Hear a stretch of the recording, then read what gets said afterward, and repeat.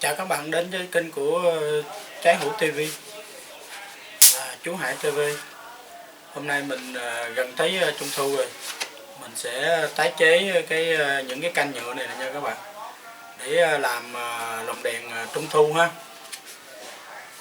Thì những cái vật liệu này chúng ta bỏ đi, nhưng mà chúng ta tận dụng để làm những cái trò chơi cho trẻ em chơi trong mùa Trung Thu này. Mong các bạn đón xem kênh và ủng hộ nha. Nhớ cho mình một like và comment bên dưới nha. Xin cảm ơn các bạn. Bây giờ chúng ta sẽ bắt đầu làm nha các bạn.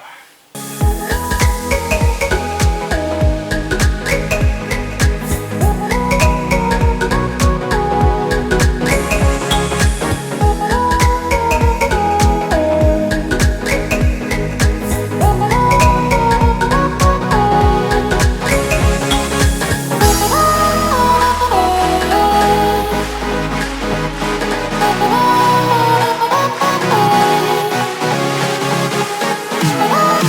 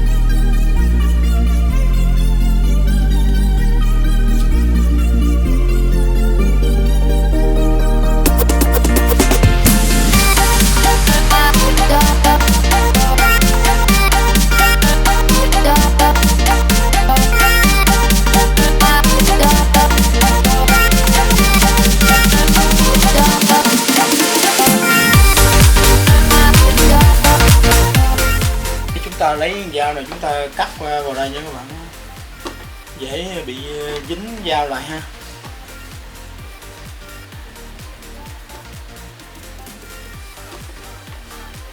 Chúng ta cho nó miếng dầu ăn thì dao nó sẽ trơn, nó không có dính đâu.